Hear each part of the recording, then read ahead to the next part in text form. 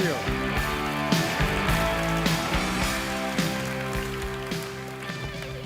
Thank you. Thank you for being here.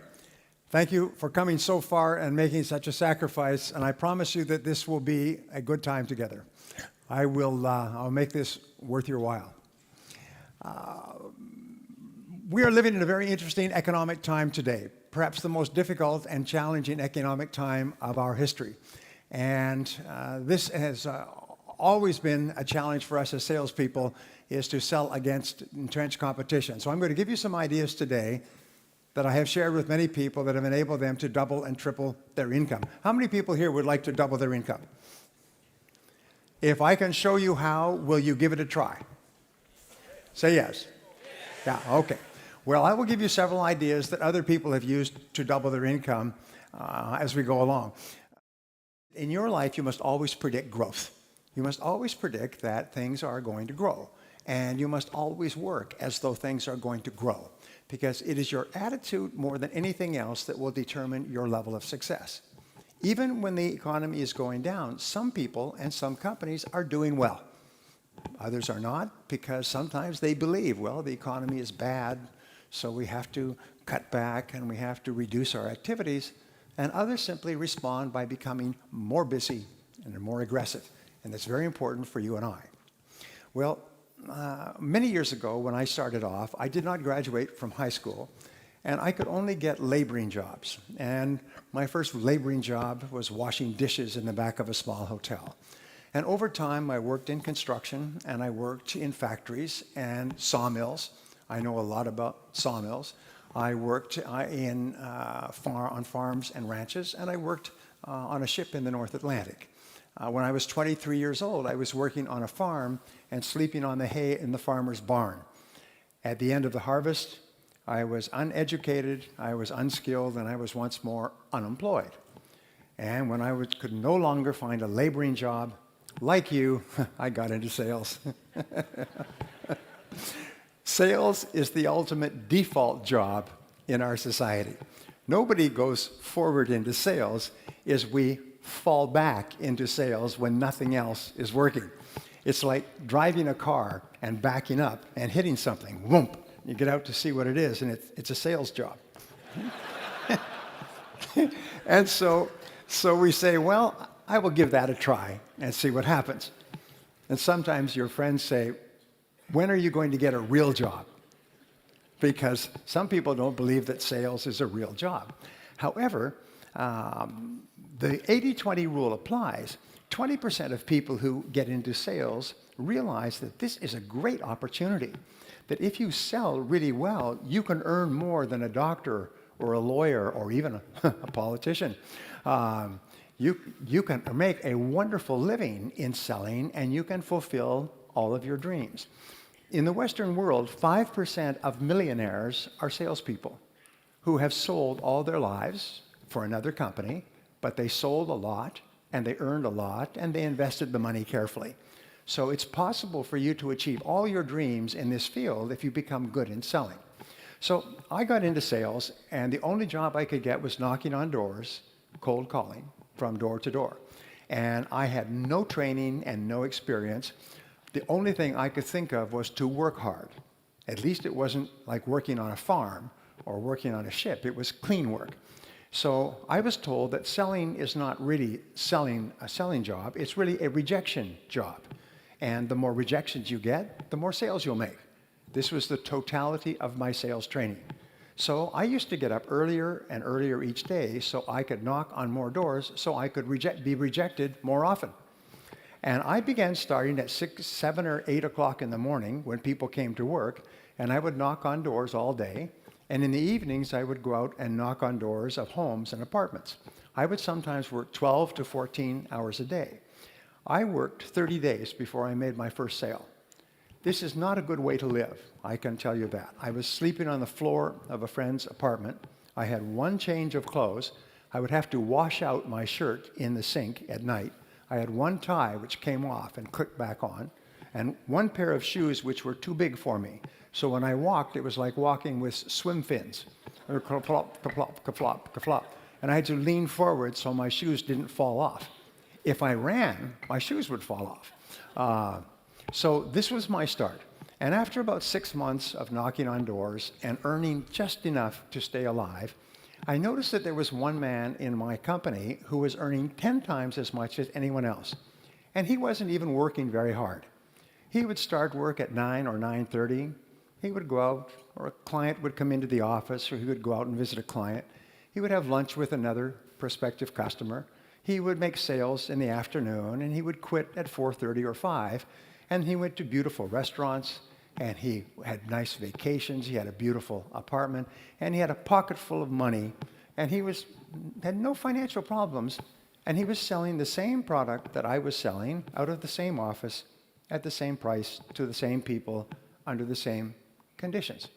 So I did something, about 6 months later, I did something that changed my life. I still recall this changed my life. In your lifetime, by the way, you have experiences, and it's usually an idea or a concept. Something happens and your life goes in a different direction. And this was the transforming moment for me. I took a deep breath and I asked him, what are you doing differently from me? Why are you making so many sales?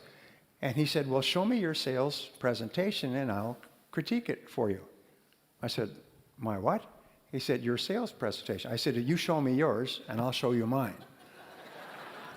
Because I didn't have a sales presentation. I was doing what I call the blah, blah sell. I would find a prospect and go blah, blah, blah, blah, blah, until they would start looking at their watch and looking away and say, thank you very much for coming in. Let me think about it. Call me back next year, maybe, or leave me some information. And I would go from place to place and get the same response. He said, no. He said, there's a process, a logical process of selling. And the process has 7 steps. And the first step is to prospect and to speak to the right people. The second is to build rapport and trust with those people. The third is to ask them questions and identify their needs accurately. The fourth step is to make a presentation and show them your product. The fifth step is to answer their objections. The sixth step is to close the sale. And the seventh step is to get resales and referrals. Now, he probably didn't tell me all that, but what he did give me was a very simple presentation.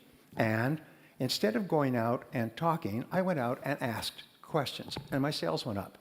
And I remember people treated me differently when I asked them questions as opposed to talking. And so I began to ask more and better questions. Then I began to read on sales, and I read everything I could find. And then I would listen to audio programs, and then I would actually started going to sales seminars. And I did 2 things which really had a profound effect on my career. Number one is when I heard a new thing, I would immediately try it out. I noticed that many other people heard the same things, but they took no action. They wouldn't take any action at all, whereas when I heard something new, I would run out and I would try it out quickly. Number 2 thing that I learned is that nothing works. Even the best ideas don't work. At least they don't work the first time. And sometimes they don't work the first 5 times or the first 10 times. So I made a resolution that if I heard a good idea, I would try it 5 or 10 times before I passed judgment. 10% of people think about what they want and how to get it most of the time. They think about what they want and how to get it. So I'm going to give you a simple word that you can use for the rest of your career, which will double your income. And the word is how. Say how. Okay. From now on, whenever you have a goal, the only question you ask is how. Whenever you have a problem to solve, the only question you ask is how. If you have an obstacle to overcome, the only question you ask is how. Now, the wonderful thing about the word how is that it triggers ideas, and the ideas are all for actions that you can take immediately.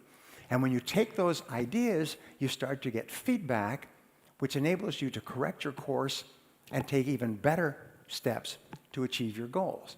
So the average person, when they have a problem, complains and blames other people about the problem. Top people, when they have a problem or goal, they simply say, how can I achieve this goal?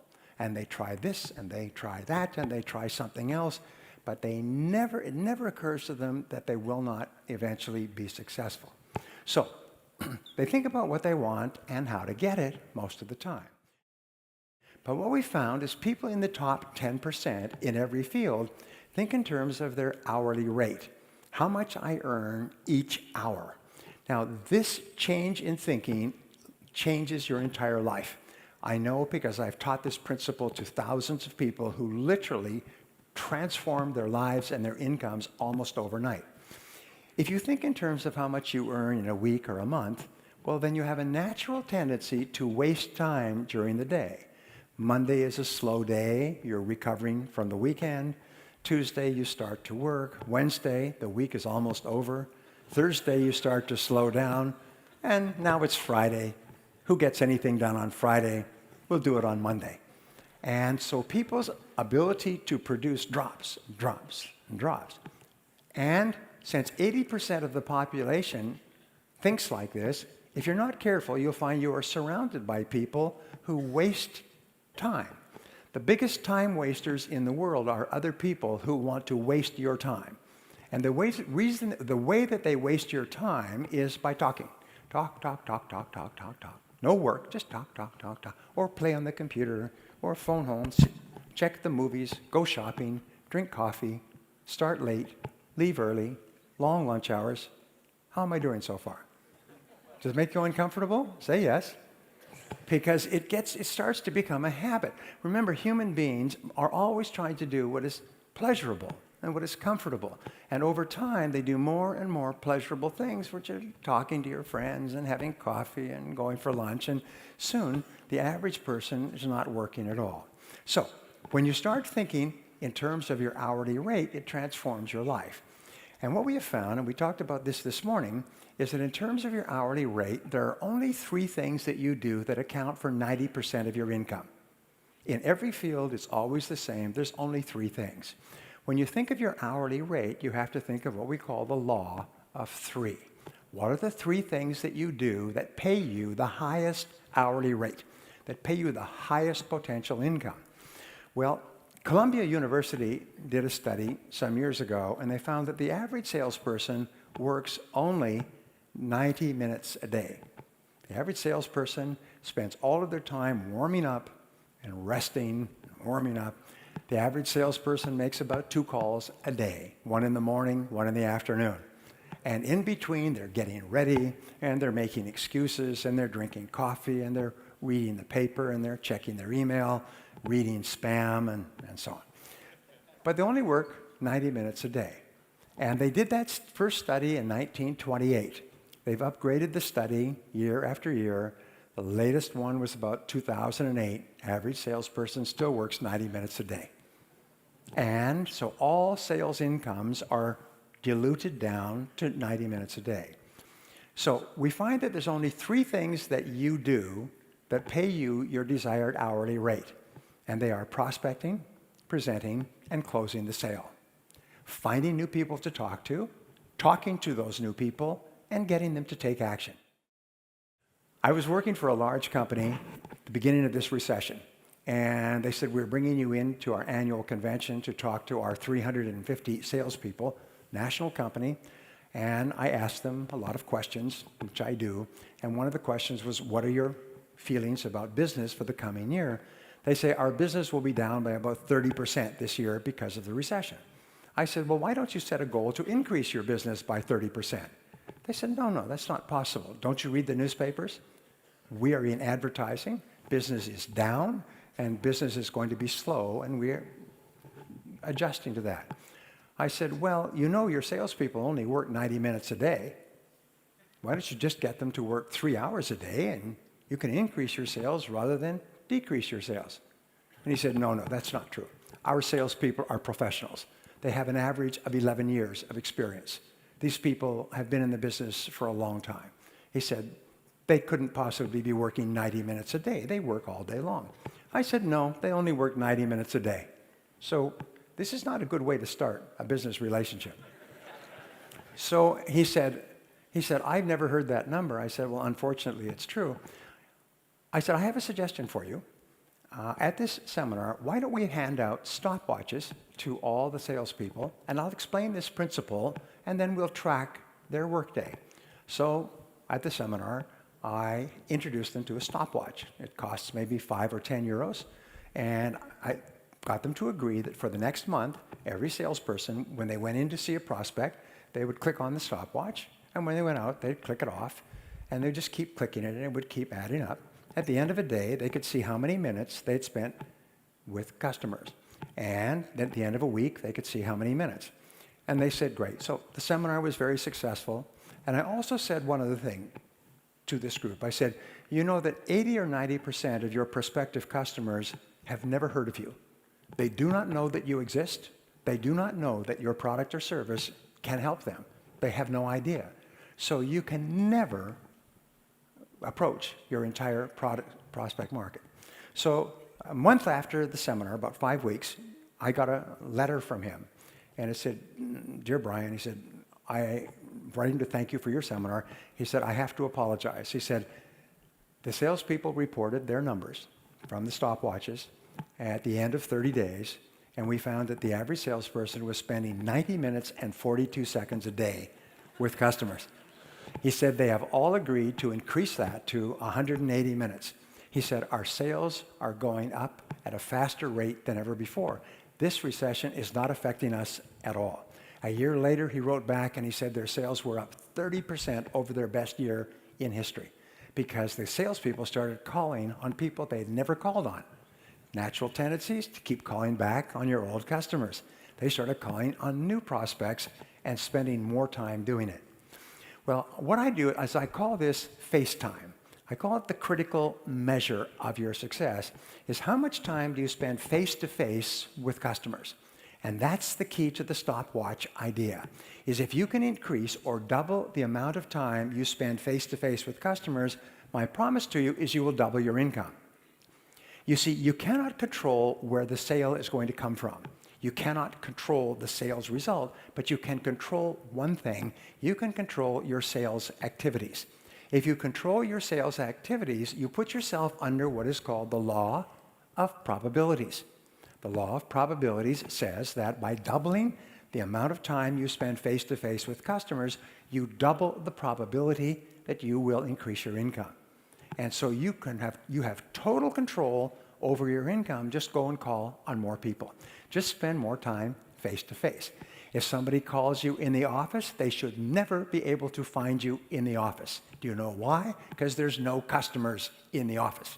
The customers are outside the office. I have a good friend. His name is Frank Pasetta.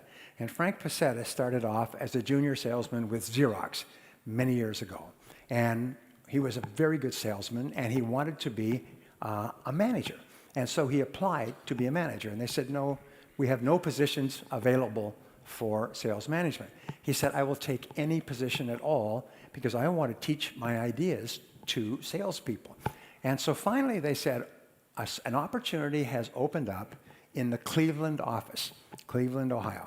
It's the worst performing office of Xerox in the world. Of 2,000 offices, it is the lowest performing office in a major city. So if you will move, and he lived in California, nice place to live. If you will move to Cleveland, which is called, in English, it's called the Mistake on the Lake. It's an old industrial town on Lake Superior. They call it the Mistake on the Lake. If you will move there, we will make you a manager. So he said, I'll do it. So he packed up his family, drove across country, and there was a notice that the new manager was going to be in the office, and he wanted to hold a sales meeting at 8 o'clock Monday morning. So 8 o'clock Monday morning, he is there waiting, and one or two salespeople of 32 altogether came into the office, and then one or two more, and they're smoking cigarettes and drinking coffee. And by 8:30, the sales team was there, and they've destroyed every sales manager they've ever had, and this was just what we call raw meat, because they were going to destroy him as well. So he said, ladies and gentlemen, he said, thank you for being here. I am your new sales manager, and I want to ask you a question. What is it that you don't see in this office? And so they looked around, maybe he'd taken a painting off the wall or something. They said, we give up. He said, you don't see any customers. And you are salespeople, and your job is to be with customers. You have leads. Now, go out and see customers. This sales meeting is over. Everyone out, out, out. And he herded them out like cattle, herded them out the door. I know because a friend of mine who was in this office at that time told me that this story is perfectly true, and he wrote about it in his book. So they were all out, and they went out to the hallway, and they said, what do we do now? They're not used to spending much time with customers, so they said, well, let's go across the street and have some more coffee. And some of them said, well, I think since I'm already out, I'll go and call on customers. So the next day, they came back, and he had announced there would be a sales meeting every morning at 8 o'clock. The next morning, they came back. This time, they were a little bit more punctual. And they came in, and all the desks and chairs were gone. He'd had a moving company come the night before and move them all away. And so they were standing up. And he said, now, you notice there's no desks or chairs. Yeah, so we're going to have our sales meetings standing up. Over here, there's 3 offices which have locks on them with desks and chairs. So if any of you bring a customer in to talk to, you can sit in one of these offices.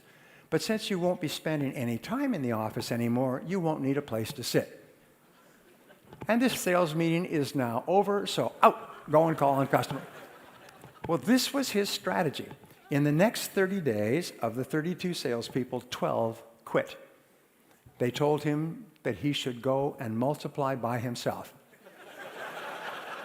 I don't know if we have that expression in Finnish. Some of you didn't get that, but some of you did. All right.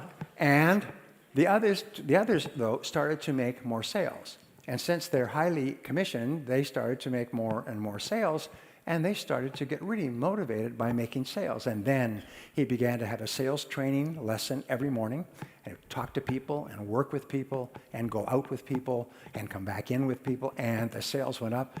Within a year, within 1 year, it was in the top 500 offices in Xerox. Within 2 years, it was the #1 office in Xerox. The salespeople in that office were earning more per person than any other office in Xerox worldwide. People who worked with him, who I have met, still talk about those being the great days. And the only strategy was forcing salespeople to go out and spend more time face-to-face with customers. And you can do that yourself. You can be your own sales manager and use the one infallible, totally controllable strategy in the world: spend more face time. Human beings are very much, they have what is called a cybernetic guidance mechanism, like a guided missile. A guided missile is fired at the target, and even if the target moves, the missile takes feedback and adjusts its course and hits the target. You have a cybernetic mechanism where you are learning. You are a learning machine. The more activities you engage in, the faster you learn. And pretty soon you become so smart that you can hit the target almost every time. I've worked with people, great stories, who are making 1 sale out of 10. That means that they were getting rejected 9 out of 10 times, but they kept on, kept on. When they learned proper sales techniques, they started to make 2 sales out of 10, 3 sales out of 10, 4 sales, 5. One gentleman in my course came back the following year. He was making 9 sales out of every 10 calls. His income went up several hundred%. He went from living in a small house to living in a large house. He'd been in sales for about 12 years before he learned how to sell professionally, and his sales exploded, because you can't get worse at selling by doing it. You can increase the percentages, but the way you do it is you collect more no's. So your job now is to see how many no's you can collect each day. Just be polite, be friendly, be charming, as you already are, I'm sure, and just collect no's all the time. The more no's you get, the more successful you'll be. I taught this to a company recently, and they were using telemarketers. And they would start at about 8:30 in the morning, telemarketing, but the telemarketers would get burned out. Most telemarketing shifts are only 3 or 4 hours, because telemarketers get burned out psychologically from all the rejection they get. So they put in a little contest. They had a gift certificate for lunch, and whoever got 10 no's first in the morning, after they started, would get a free lunch paid for by the company. But nobody could start until 8:30. So they'd wait. At 8:30, they'd go ding, everybody would start diving. And they would start dying and get as many no's as they can. And finally, one person would get 10 no's. Usually took 20 or 30 minutes, and he'd ring a bell, ding, contest over, he would win this prize. And then somebody else would come back and say, well, I would have won, but somebody wanted to buy. And it took up all my time. And after that, they would laugh all day long, and they would start to work whole 8-hour shifts. All their incomes tripled, quadrupled, because the no motivated them. When they heard the word no, they would laugh. And it's one of the most important studies that I've seen. I want to pass this on to you because it's a guarantee to double your income or more. What they found is they studied people who, over the course of their careers, had moved up to the top and become the presidents of major businesses, the biggest businesses in the world. And they asked, why are these people so successful when they started off with many thousands of people? About 1.5% of the population graduates from university and starts in the workforce each year. So at the beginning of each year, they line up like a marathon, and everybody's starting work for the first time, and then the race is on. And then over the years, some people get way ahead in the financial race, the majority stay in the middle, and a lot of people fall behind. So they went back and they studied the life career of these people to find out how these people got to the top. By the way, one of the most important things we do in life is study successful people and find out how they got there so we can follow their tracks.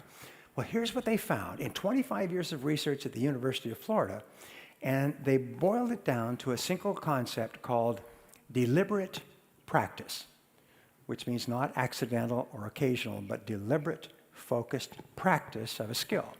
They found that these people had this one quality, just one, is what they would do is at each stage of their career, they would ask, what one skill will help me the most to move ahead now at this stage of my career? If they were working for a large company, they would go to their boss, or they would ask their coworkers, or they would just think themselves. They would look at the top people and say, what are the top people really good at? And then they would pick one skill like a sniper. They'd pick one skill, not a lot of skills, just one, the one that would help them the most. And they would write it down as a goal, and they would make a plan, and then they would work on developing that skill. And they would work every day on that skill until they had mastered the skill. How would they know when they had mastered the skill? People would start to say, you're very good at that. You are very good at negotiating. You are very good at getting appointments. You are very good at closing sales. People would start to compliment them on how good they were. And at that point, they said, okay, now I own this skill. Now, which one skill will help me the most? So I'm going to give you just a quick exercise. This exercise is life-changing if you take it. Ask yourself this question. If you could wave a magic wand, it's my magic wand, and overnight you could become absolutely excellent at any one skill in your business or your life, what one skill would help you the most to double your income?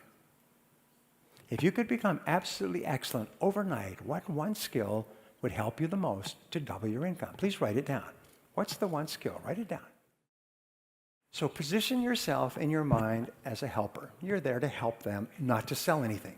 That takes the pressure off of you, and it takes the pressure off of them. You're almost like a doctor of selling. Now, if you go to a doctor in Finland or anywhere in the world, doctors always follow a 3-part process. If a doctor does not do this, it means that the doctor is not a good doctor. The first part of the process is what? When you go to a doctor, what's the first thing they do? They do an examination.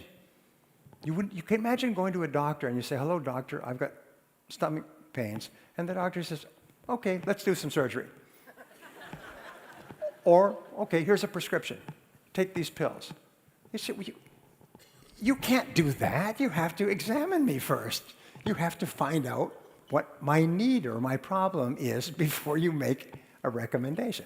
What is the second thing that a doctor does? Second step in the process. It's a diagnosis. And the diagnosis is where you take what the patient has told you and the results of the test, and you say, this is our problem. I remember I had a medical problem a few months ago, and I went to 2 or 3 specialists, and I went finally to another specialist, and finally to another specialist, and they sent me for a test, and the test told me exactly what the problem was. It took about 2 months. But the first process is diagnosis. And once they had the diagnosis, very simple to deal with it, sort of. Anyway, the first part is the examination. The second part is the diagnosis. And then if the diagnosis is satisfactory and the patient agrees, then what is the third part? I see my coming here was an emergency. The third part is the prescription, the course of treatment. In a sales conversation, the last thing that comes up is the prescription, the course of treatment, the recommendation to purchase the product or service. Selling out of sequence kills the sale. If a doctor said, get up here on the table and let's operate, you'd say, I'm getting out of here. Let me think it over. I will get back to you at another time. You would flee if the doctor tried to give you a prescription or a course of treatment without doing an accurate examination and diagnosis. So from now on, see yourselves as doctors of selling. Stage number 2 in selling, and it's part of stage number 1, is to establish rapport and trust, credibility. And you establish rapport and trust by focusing on the relationship rather than on the sale. The very best salespeople are the ones who form the very best relationships with their customers.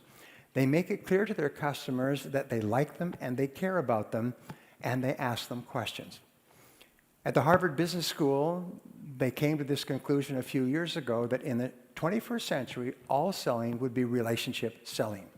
All success in business will be based on relationships. Your very best customers, I can tell you, are the people that you like and the ones who like you. 85% of your recommendations and referrals will come from people who like you and people who feel good about you. So focus on the relationship and the sale will take care of itself. If you aim at the sale or you think too much about the sale, what will happen is you will have neither the relationship nor the sale. So how do you build a high-quality relationship with other people? Well, here's the rule. The rule is that listening builds trust. Customers want a relationship before anything else, and listening builds trust. So how do you get a chance to listen? The key to making sales is to ask questions. And the very best salespeople are simply those who ask really good questions. Now, the second part of listening is to pause before replying. Is when the person stops talking, pause. Allow silence in the room. You see, we say that selling takes place with the words, but buying takes place in the silence. If the customer does not have enough time to process, then what happens is they don't have enough time to buy. So when they finish speaking, pause and let them think, and maybe they'll want to continue, or maybe they're finished talking. But when you pause, you tell the person that what you said is very important, and I'm thinking about it before I respond. If a person says 1, 2, 3, and you say 4, 5, 6, A, B, C, D, F. If you respond immediately after a person has finished speaking, what are you actually saying? Is I don't care about anything you said. I was just waiting for a chance for me to speak. But when you pause, you tell the person that you really care about what they're saying. Step number 3 in listening is to feed it back in your own words, is to question for clarification. Never assume that you know what the customer really means. The most powerful words in sales in every language are the words, how do you mean? Or how do you mean exactly? I'm doing this, or I'm doing that, or I want this, or I want that. Well, how do you mean exactly? It costs too much, or I can't afford it. How do you mean? Whenever you ask the question, how do you mean, the customer will expand and give you more information. And then you can say, well, how do you mean exactly? Every time you ask the question, the customer will tell you more information. They'll express themselves. They'll give you more information that you need to make a sale. And each time you ask a question, you get a chance to listen, and listening builds trust. The fourth key is to feed it back in your own words. Is don't just jump in with an answer. Say, well, let me be sure I understand what you're saying. This is what you're doing now, and this is what you're trying to do in the future, and this is your concern or your question. Is that right? And they'll say, yes, and this is proof that you were really listening. And people are immensely flattered when you can feed it back in your own words. So those are the 4 keys. Listen intently, pause before replying, question for clarification, and then feed it back in your own words before you speak. So I'll give you a technique, by the way. This will double your income. This technique is so powerful. It's been found that the top 10% of salespeople in 32 industries use this technique. And you teach this technique to people, and they won't use it. But in every audience, I say, does anybody use this technique? And there's always be somebody. I'll say, how does it work? And they'll say, it's like their seat was electrified. They'll go, customers love it.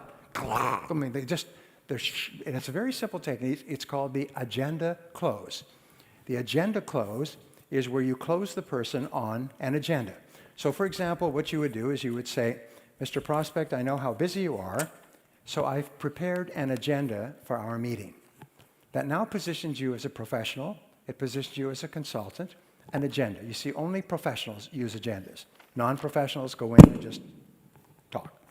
So what you do is, I've prepared an agenda for our meeting, and you take a piece of your stationery, this is Nordic Business Forum, and you write agenda for meeting with the person's name, correctly spelled, very important, and the time and date.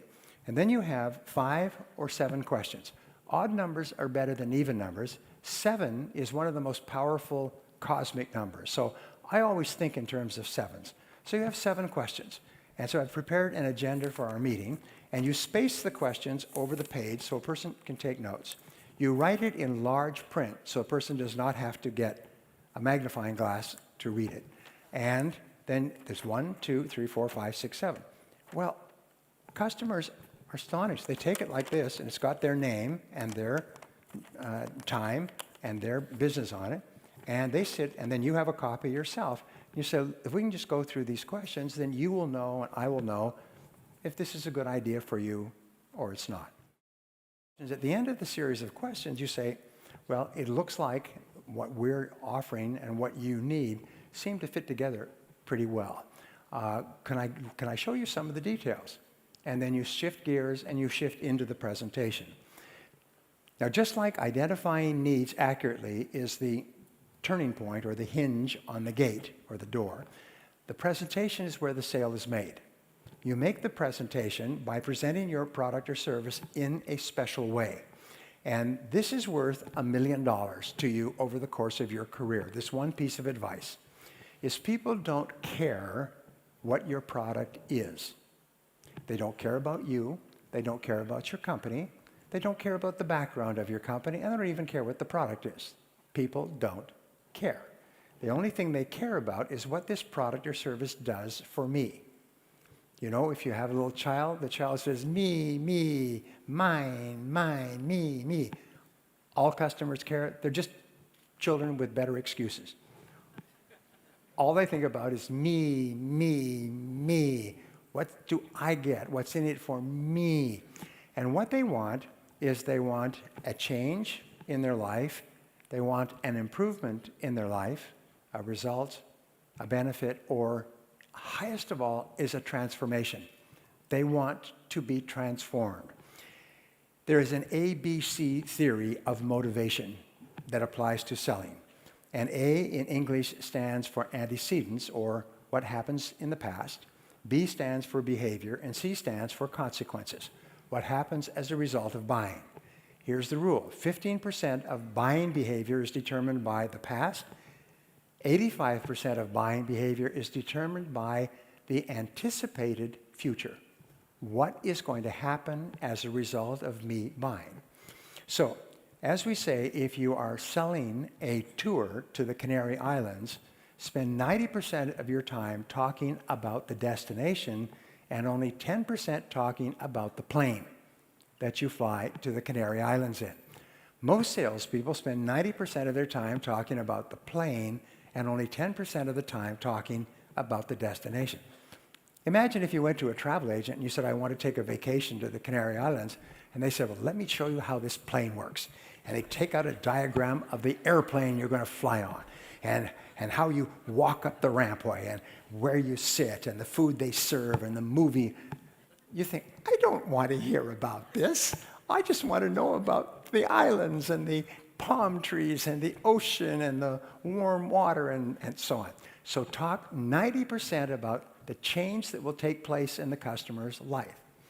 Now, going back 6,000 years to ancient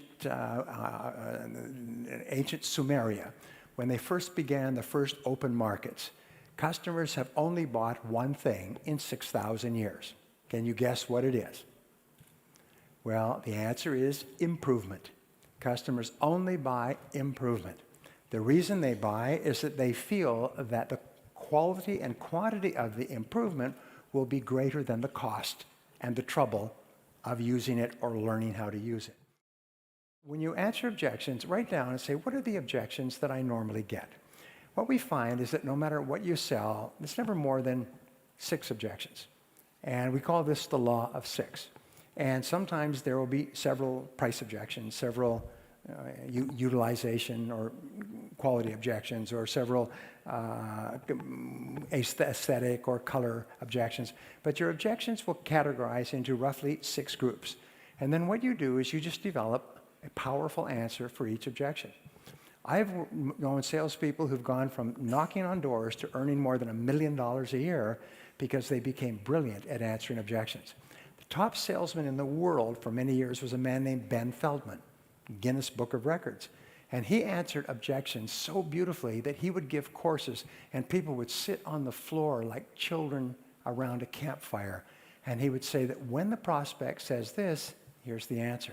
People went out and made millions of dollars in sales because they learned how to answer objections the way Ben Feldman did. So think of every objection you get and say, what's the very best answer for this objection? And so when the customer brings it up, you say, oh, that is a good question. And you answer it with your pre-prepared answer, and the objection just disappears, like cigarette smoke. If you're getting objections, we say there's nothing wrong with losing a sale because you could not answer an objection. But it is unforgivable to lose a sale twice because you still have not found an answer. If you don't know how to answer a particular objection, whether it's price or quality or something else, ask other people. What do you say when the customer says this? In your office, someone has come up with the right answer. Call the top salesperson in your industry, even in another company, and say, what do you say when the customer says this? And if there's an answer, they'll say, this is what we say. But you must find out the answers. Part number 6 is closing the sale. And closing the sale is simply, I'll give you the simplest of all closing techniques. It increases people's sales by 5 or 10 times, and it's called the invitational close. The invitational close says that when you have made your presentation, you ask the customer this question: how do you like this so far? If the customer says, well, it looks quite good, you say then, why don't you give it a try? Why don't you give it a try? When you ask a customer the invitational close, most powerful closing technique ever discovered, why don't you give it a try? The customer can only say, well, sure, I'll give it a try. Or they can say, well, no, in which case you ask, why not? Why not? Now, a second closing technique is called the reverse close. And when a prospect says, why don't you give it a try, and the prospect gives you an answer, you say, if we could take care of that for you to your complete satisfaction, would you give it a try? So you say, if we could, would you? If we could satisfy you on that, would you take it? The prospect says, yes, if you could satisfy me. You say, then what would it take to satisfy you on that point? The most important word in life for success, the most important word in sales is the word ask. Ask politely, ask confidently, ask warmly, ask charmingly, but ask for what you want. Ask the customer to take it today. Ask the customer, invite them to buy. Ask them why they're hesitating. But don't be afraid to ask.